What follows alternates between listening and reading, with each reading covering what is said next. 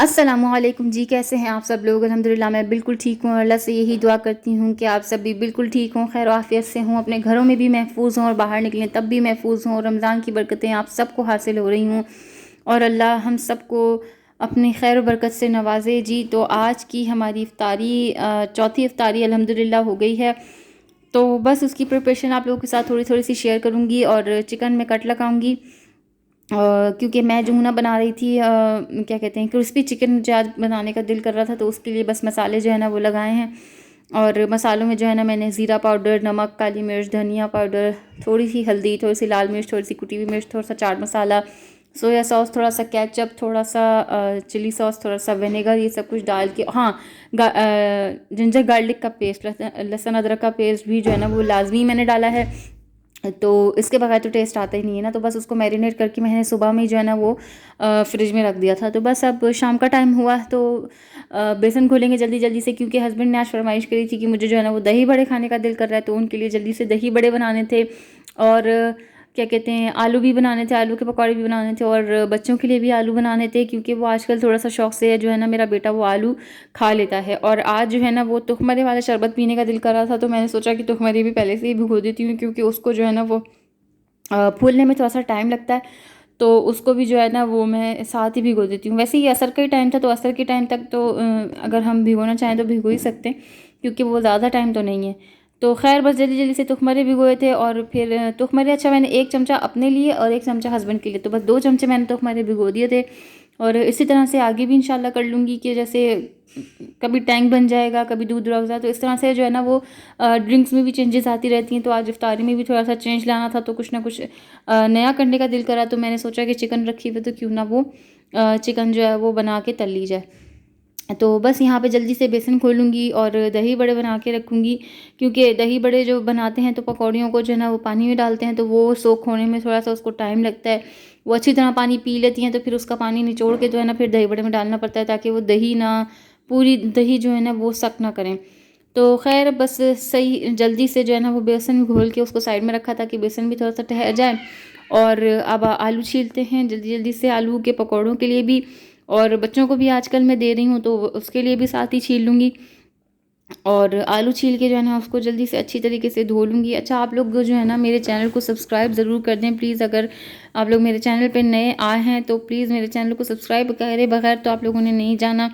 और मेरी वीडियो को जो है ना वो प्लीज़ शेयर भी करें, और लाज़मी लाज़मी जो है ना वो बस सब्सक्राइब आप लोगों ने लाज़मी करना है, और मेरी वीडियोज़ को वॉच करें और कमेंट ज़रूर किया करें। अल्हम्दुलिल्लाह अल्लाह ने यहाँ तक किया है तो आगे भी इंशाल्लाह लेके जाएगा अल्लाह। बस हर सबको अल्लाह पाक कामयाबी अता करे। जो जो जो है ना वो नेक नियत से काम कर रहा है, बस अल्लाह पाक उसको कामयाब करेंगे इंशाल्लाह ताला। तो बस यहाँ पे 2 तरीक़ों से जो है ना मैंने आलू काट लिए थे।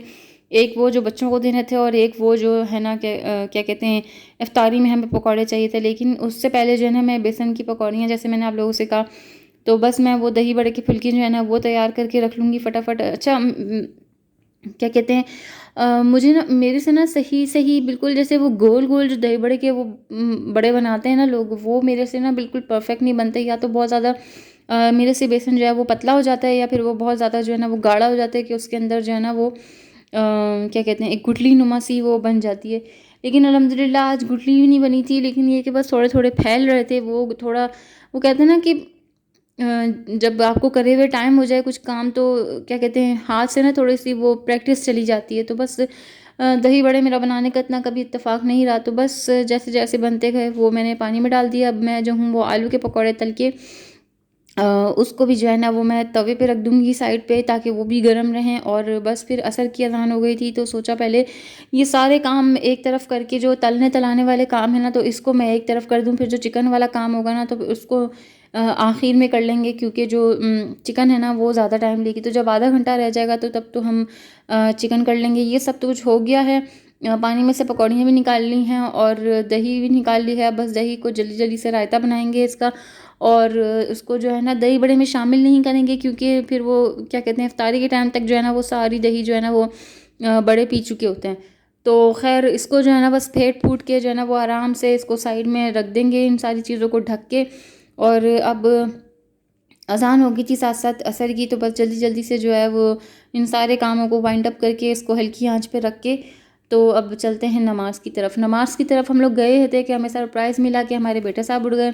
तो सोचा कि क्यों ना पहले वो जो आलू हैं उसको तलने के लिए डाल दूँ, ताकि जब मेरी नमाज़ पढ़ने तक जो है ना वो ये आलू भी तैयार हो जाएँ, तो ये फटाफट से जो है ना ये लोग अपना खाने में लग जाएंगे।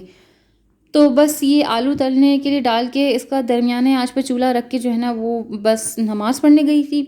नमाज़ पढ़ने जा ही रही थी कि दूसरा सरप्राइज़ मिला कि मेरी बेटी भी उठ गई। तो ख़ैर बस इन लोगों को जो है वो नमाज़ पढ़ने के बाद आलू दिए और फिर टाइम हो गया था इफ्तारी का, तो सोचा कि बस अब चिकन भी तलने की तैयारी की जाए, क्योंकि इसको पर साइड जो है वो 10 मिनट्स टू 11 मिनट्स को जो है ना वो फ्राई करना होगा। तो बस इसको फटाफट से जो है वो मैदा लगाएंगे, फटाफट फटाफट मेरा पता नहीं क्यों इतना ज़्यादा निकलता है। खैर इसको मैदा लगाएंगे, मैदे के बाद जो है वो ठंडे पानी में डिप करेंगे। अच्छा, मैंने जो है ना एजाज़ अंसारी की जो रेसिपी है ना वो थोड़ी सी फॉलो करी है, लेकिन ये कि क्रिस्प जो इसका क्रिस्प ऊपर आता है ना वो मुझे इतना ज़बरदस्त नहीं लगा, लेकिन ओवरऑल मसाला बहुत मज़े का बना था। तो ख़ैर अगर हम इसको बग़ैर मैदा लगाए भी हम लोग अगर सिर्फ फ्राई करना चाहें ना, तो ये ओवरऑल बहुत मज़े की बनेगी। ये मेरा कहने का मकसद था। तो ख़ैर बस अब मैंने तुखमरों में जो है ना वो रूह अफ़ज़ा डाल दिया, उसके बाद जो है वो मैं बर्फ़ वर्फ़ शामिल कर लूँगी। तो बस मेरी चिकन भी अल्हम्दुलिल्लाह डन हो गई थी।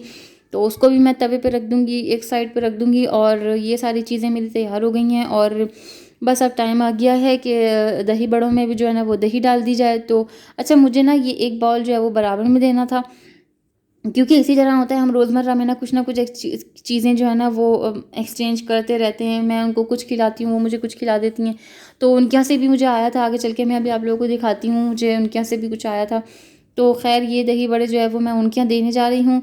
और अल्हम्दुलिल्लाह इफ्तारी का टाइम हो गया था, तो जल्दी से मैंने जो है इफ्तारी लगा ली थी। अच्छा, हस्बैंड भी माशाल्लाह बहुत सारा कुछ सामान ले आए थे। हालाँकि मैंने उन्हें मना किया था कि मैं जो हूँ चिकन वग़ैरह सब कर रही हूँ, लेकिन उन्होंने कहा कि मुझे याद नहीं रहा, तो वो चिकन भी ले आए। और फिर उन्होंने मुझे टास्क दिया 10 मिनट पहले जो है ना मैंने फ्रूट चाट बनाई, उसका मैं क्लिप रिकॉर्ड नहीं कर सकी। तो ख़ैर अब जो है वो फटाफट से बर्तन धो लेते हैं, क्योंकि इफ्तारी के बाद जो एक मेन टास्क होता है ना वो आपको किचन क्लीन करने का होता है।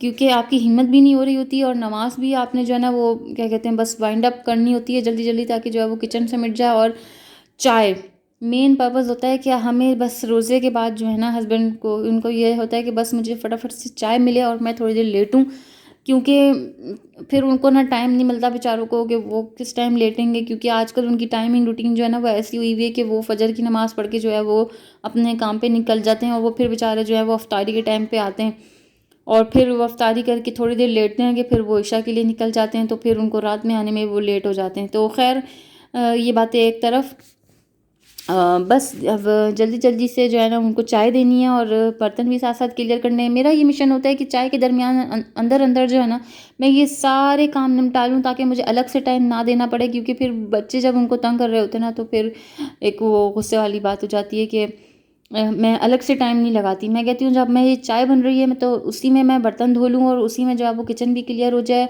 और सारी जो खाने पीने की जो लेफ़्ट ओवर चीज़ें होती हैं ना, तो मैं उसका शॉपर बना देती हूँ। तो हस्बैंड जो है ना वो जाते हुए उसको किसी को ज़रूरतमंद को जो है वो देते हुए चले जाते हैं।